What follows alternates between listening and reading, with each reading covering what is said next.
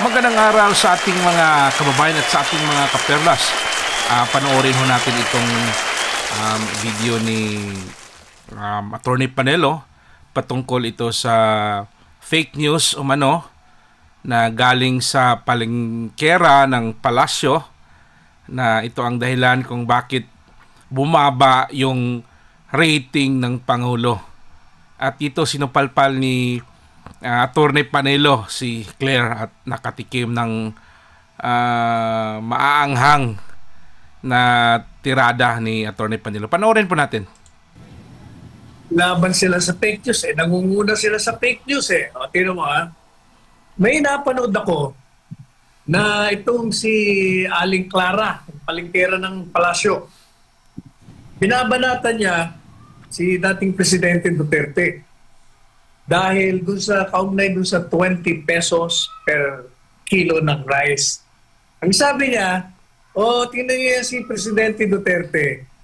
Nung siya ay nasa Malacanang pa, sa kanyang speech sa SONA, nagsabi siya na ibabagsak niya ang presyo sa, kano ba yun? 7%. 7 daw, 7. 7 piso. Daw si Pangulong Marcos, 20 pesos. Pakinggan nyo kung paano to tinitwist ni Attorney Claire yung pagkasabi ni PRRD. Ibabagsak. Bakit daw si Presidente Duterte noon? Nangako naman na ibabagsak ng 7 piso. Bakit hindi tahimik daw ang mga kampo ng mga Duterte at hindi nila nilalabas yun? O tingnan nyo. Yan ay fake news. Hindi yung totoo yan. Kasinungalingan yan. Kasi mismo yung nilabas niyang SONA speech, ay natatanda ko yun kasi nandun ako sa SONA nun. Makinig po, Attorney Claire, makinig po. Miyembro tayo ng kabinete nun. Ang sinabi niya, yung tariffication law, ang purpose nun, pababain ang presyo ng bigas. At sabi niya, pag yan naging successful, maaring bumaba ang presyo by 7 pesos. I-reduce. Kung baga, kung ang yung pagbili ng bigas nung panahon ng Presidente Duterte ay 37 pesos. Because of the tariffication law, ang goal nila, pag na-implement yun, babagsak ang presyo by 7 pesos, i-reduce. Hindi yung gagawin mong 7 pesos per kilo. Yung palay lang eh. 15 piso yan, 14 na piso ang isang kilo. Paano mo gagawin 7 pesos? So, klaro yun, di ba? Ang ibig sabihin ni Pangulong Duterte, pwedeng bababa ng 7 pesos. Hindi magiging 7 pesos yung kilo ng bigas. Saan ka ba makakita ng gano'n na kilo? Di ba? Logic naman yun. Napakasimpleng.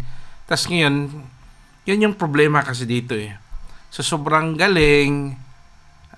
Wala na kasi siyang masabi. Kaya, tinitwist. Ganyan naman sila palagi eh.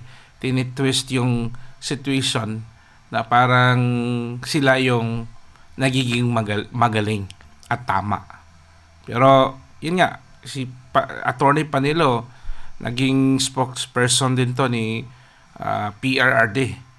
Pero, ito siya napakadesente. At yung formal na kasi you're bringing the name of the Philippines. Ikaw yung spokesperson ng Pangulo. Tapos yung dating para kang palengkera. So, parang nakakahiya ba yung pamamaraan? Yun ang sinasabi natin na disinformation mismo nang gagaling dyan sa Office of the President sa pamamagitan ni Aling Clara. Hoy, Aling Clara, ikaw ang nagbibigay ng dahilan kung bakit bumabagsak ang Pangulong Marcos Jr. Nagbibigay ka ng mga impormasyon na mali. Yun. Kasi sinungalingan. At pagkatapos, alam, napanood ko, tinanong siya ng mga reporter. Sabi sa kanya, "Ma'am, pwede ko ba magbigay kayo ng clarification dahil sinasabi nyo, pinangako ng Presidente Duterte na ibabagsak niya ang presyo ng 7 pesos per kilo. Pero yung speech niya maliwanag naman nang sinabi niya, i-reduce by 7 pesos. Kung 37 pesos, maging 30 na lang.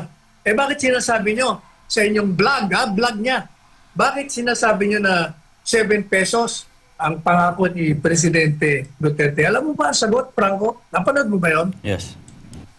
Alam mo ba ang sagot niya? Ay, hindi. Walang kinalaman yung mga sinasabi ko outside of this briefing. Pag dito sa Malacanang.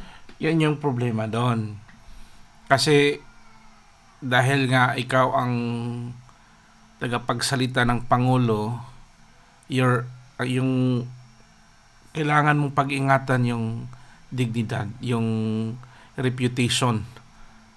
So kahit outside ano ka na, kahit sa sarili mong ano, you are still bound sa, kasi kailangan mo pa rin mag-ingat.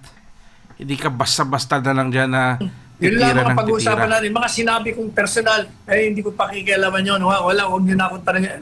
Tinamaan ng magaling. Ano bang passing tagapagsalita yan? Yun. Dapat sana ma-realize yan ng spokesperson natin yun. Na hindi ka, kaya nga binansagan siya ng asong tahol ng tahol eh. Yung asong sobrang agresibong mangangagat sa'yo. Parang ganun yung dating ba? Na hindi dapat sana. So, dapat mirong, she's attorney and dapat nasa tamang proseso o yung the way, yung may disente din sanang yung paano siya magsasabi, mag-iingat sa mga sinasalita niya.